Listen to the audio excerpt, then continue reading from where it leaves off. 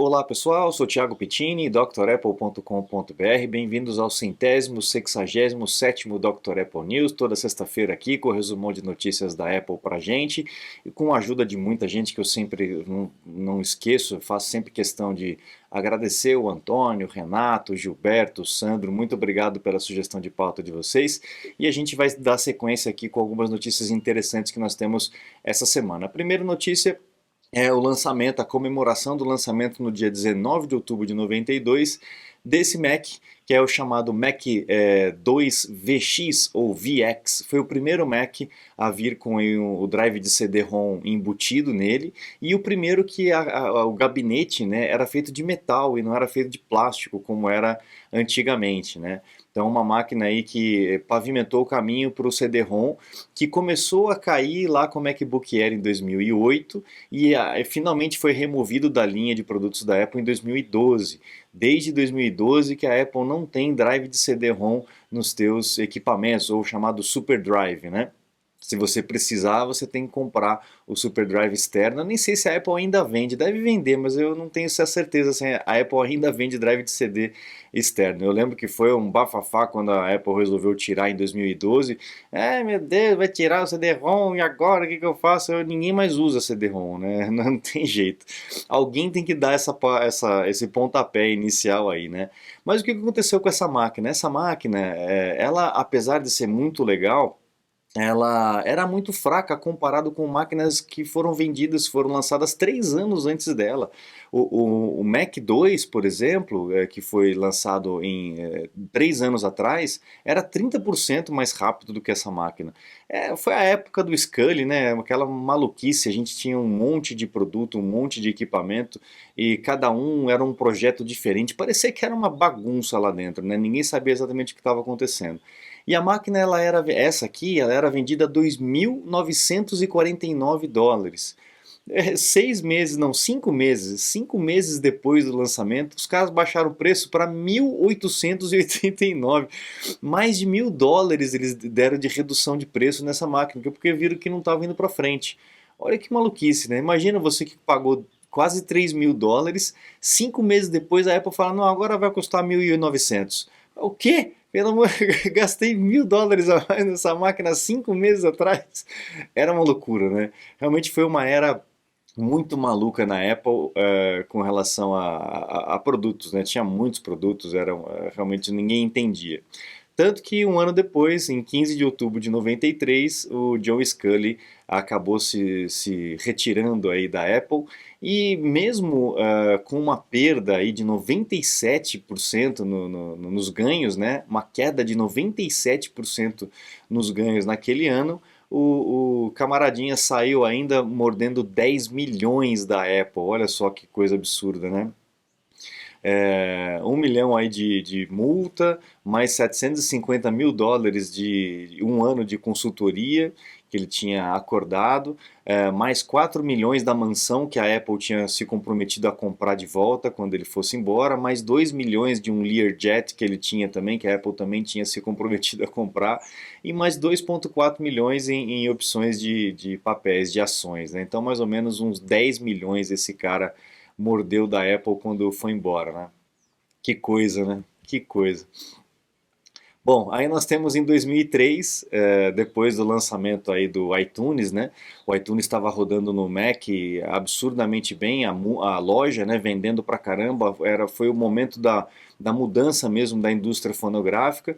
E muita gente falando pro Steve Jobs, vamos fazer o iTunes pro Windows, né? Botar a loja também no Windows, vai aumentar aí a clientela. E ele sempre foi muito reticente com relação a isso, né?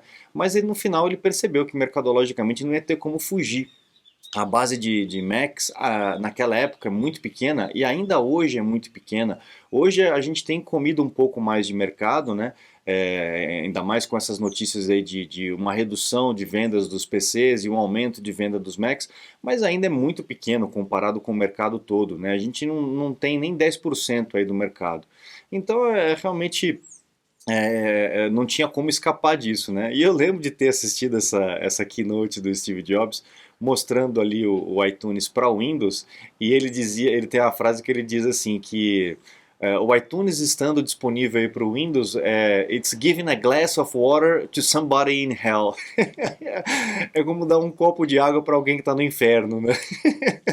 Eu lembro de ter rido muito dessa piada. Ele de vez em quando ele tinha essas tiradinhas, né? Principalmente com o Windows. E a galera adorava, a galera ia pro delírio, né? Na plateia, era muito legal. E aí a gente sabe o que aconteceu aí com o iTunes, né? Que hoje em dia não se usa mais, né? No Mac foi transformado em Music, e no Windows ainda funciona, mas ele dá muito problema, né? O Windows, na verdade, dá muito problema aí com o iTunes, né? A gente não sabe exatamente se não está sendo feito direito, enfim, eu tenho muitos casos de pessoas que fazem backup de iPhone e não conseguem voltar. De um tempo para cá diminuiu bastante, mas no começo a gente tinha realmente bastante problema. Bom, 2010, outubro de 2010, 18 de outubro de 2010, o Steve Jobs revela que a venda de iPads ultrapassa a venda de Macs. Lembra que eu falei que os Macs nunca foram relevantes em termos de market share, né? O pedaço que tem dos computadores, a Apple realmente é muito pequena, tem aumentado bastante, mas ainda é muito pequena comparado com a quantidade de PCs Windows que nós temos por aí. E o iPad aí começou a ser vendido, quer ver? Ó, nos últimos 3 meses vendeu 4,19 milhões, comparado com 3,84 milhões de Macs. Então ali ó, no mesmo ano em que foi lançado, 6 meses na verdade depois que foi lançado, o iPad já vendia muito mais do que os Macs. Foi um prenúncio mesmo de um equipamento novo, muita gente comprou para experimentar e a gente sabe o domínio que o iPad tem hoje no mercado de tablets, né? Realmente é absurdo, não tem nem comparação com outras marcas. Bom, tivemos anúncios aí da Apple, né? Uns anúncios bem quietinho, bem tranquilinho. Né, o pessoal está meio desesperado aí com relação a eventos de produtos que a Apple ainda ficou de lançar esse ano, mas ainda não chegou. Provavelmente deve chegar aí nesse próximo mês, em novembro, né? A Apple tinha planos para fazer um evento agora em outubro, mas acabou deixando de lado. Então, foi anunciado os novos iPads, o iPad 10, né? Que está muito próximo ao que seria o iPad Pro. Ele mudou completamente o design, né? Está bem parecido com o design do iPad Pro, com o Touch ID na parte de cima, com uma tela maior, né? Porque saiu o botão Home, então a tela conseguiu aumentar de tamanho sem aumentar o tamanho do equipamento em si. Ele está mais rápido, com mais memória, etc. E também o preço aumentou 36% aí comparado com o modelo anterior. Então a gente vai ver realmente essa onda de inflação que está na cadeia toda chegar no produto final. A Apple não vai conseguir segurar isso durante muito tempo. As coisas realmente vão aumentar. Parece que a sensitividade dela com a caneta também está melhor. A caneta ela é reconhecida ainda a alguns centímetros de distância da tela, inclusive da inclinação. Então isso melhora aí a relação dos desenhistas, né, com relação à caneta e tal. O que já era muito bom parece que está melhor ainda. Enfim, e com novas cores, né? O amarelo, esse magenta, não sei como é que eles estão chamando, um azulzinho interessante, um branco, né? Então a gente tem um iPad novo aí, cada vez mais parecido com o iPad Pro. E o Lightning caiu, a conexão ao cabinho, né? Não é mais Lightning, agora é USB tipo C, assim como já era o iPad Pro. Então a gente vai ver que a linha realmente inteira dos produtos da Apple vai deixar de utilizar o Lightning depois de acho que 10 anos, né? Utilizando o Lightning. Nós temos também a notícia de que dia 24 de outubro vai ter a disponibilização do macOS Ventura e do iPad iOS 16 para o público. A gente já está no último beta, né, o Candidate Release, né, a última versão aí para a versão oficial. Então, realmente está em vias de o anúncio desses equipamentos e, obviamente, que provavelmente depois desse anúncio a gente vai ver as atualizações das máquinas, né, dos MacBooks Pro, do iPad, do iMac, um possível iMac Pro. Então, tem muita gente na expectativa aí dessas máquinas novas. Vamos ver como é que vai acontecer. E pelos rumores aqui, o iPadOS 16 virá com o Stage Manager. A Apple acabou atrasando o anúncio, a liberação, né, do iPad OS 16 para poder oferecer o Stage Manager para uma linha maior de usuários de iPad, que inicialmente iria funcionar apenas nos iPads mais novos, né? Você está desperdiçando seu iPhone, iPad, Mac? Ganhe tempo e produtividade com nossos cursos. Você vai aproveitar melhor seu Apple. Matricule-se em drapple.com.br. iOS 16.1 também parece que vem junto com essa situação. Talvez isso resolva a questão de atualizações ali e de emparelhamento do Apple Watch da Series 3, que tem muita gente tendo dificuldade, não conseguindo fazer atualização. Ele fica um tempão preparando e depois ele dá um erro de conexão. A Apple sugeriu algumas alterações, alguns ajustes, algumas workarounds, né, algumas coisas que a gente pode fazer para tentar ultrapassar esses problemas. Eu fiz um vídeo essa semana tratando sobre isso, mas ainda muita gente não está conseguindo. Muita gente conseguiu, mas muita gente ainda não está conseguindo. A gente não sabe se realmente é um problema de software, se é uma incompatibilidade de hardware. A gente tem informações aí um pouco desconexas com relação a isso. Vamos aguardar, porque havendo uma nova atualização do iPhone ou uma nova atualização do próprio WatchOS, tem chance disso se resolver, as pessoas conseguirem emparelhar e atualizar os teus relógios, tá?